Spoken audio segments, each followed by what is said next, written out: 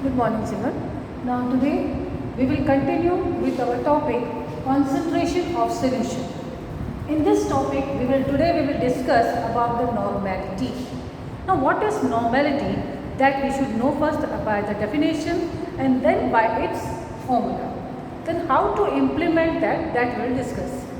And in that also we will discuss some more things like equivalent mass and all, which we will talk about later. Now here, what is normality? The number of gram equivalents of the solute. That means the number of gram equivalents of the solute means the solute which you are taking to form a solution is taken in grams. So gram equivalents of the solute dissolve in 1 liter of the solution. That means volume in which this solute has to be dissolved is fixed. Okay, so now here the formula comes, number of gram equivalent of the solute, that is solute which taken in grams divided by the volume of solution in liters. This is the one way. This is another way of finding out the normality is strength in grams per liter. You know how to find out the strength?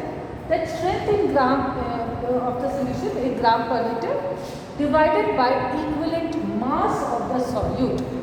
Now what is equivalent mass and how it is to be taken out, we will discuss little later on. Okay, we will do that in this simpler way.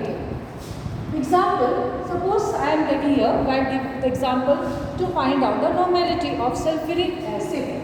Sulfuric acid is H2SO4 having 0.49 grams. That means 0.49 grams of sulfuric acid is taken to form the solution in 250 ml.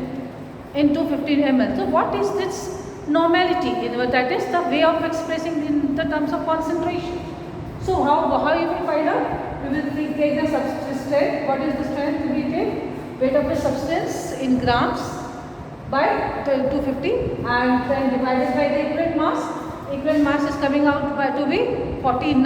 How it comes out to 49? That we will study also. Sulfuric acid, molecular mass of sulfuric acid is 98. And 2 atoms of acidic, that is we call it as basicity, divided by basicity.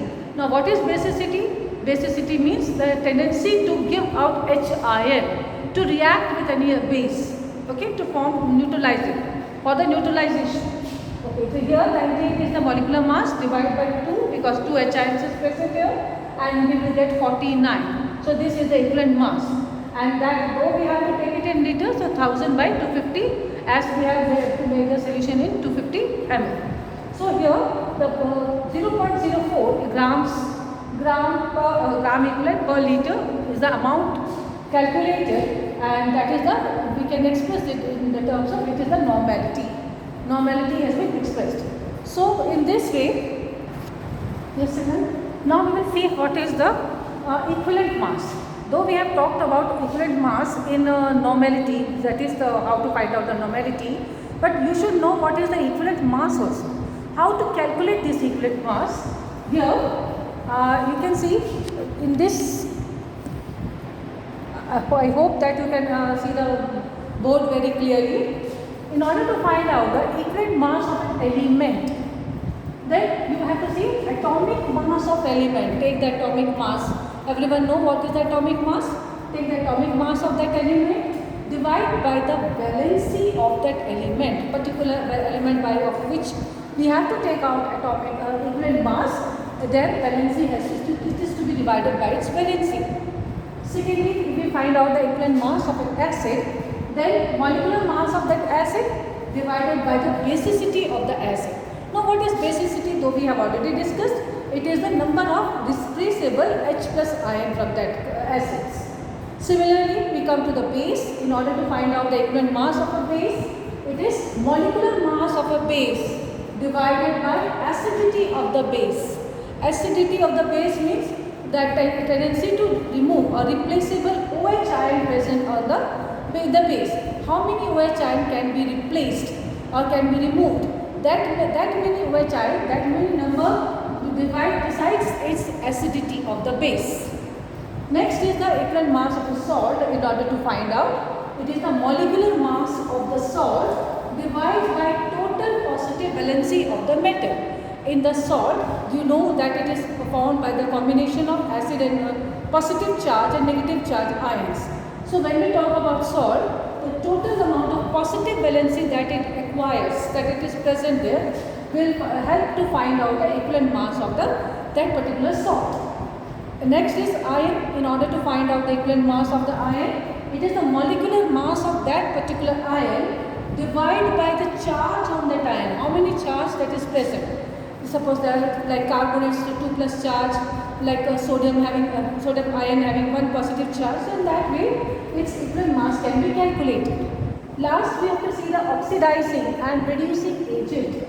If we want to find out the equivalent mass of oxidizing and reducing agent, how will you find out? You have to take the molecular mass of that particular or atomic mass, whatever depends upon the oxidizing or reducing agent present there, divide it by the number of electrons lost or gained by the molecule. How many electrons that has been lost or how many electrons that has been gained in undergoing the oxidizing and reducing process for the redox reactions, that number decides or helps to find out the oxidation, the equivalent mass of oxidizing and reducing agent. So this way you can find out the equivalent mass of various element, acid, base and all, so that it helps to find out the normality. It becomes easy to find out the normality of the substance.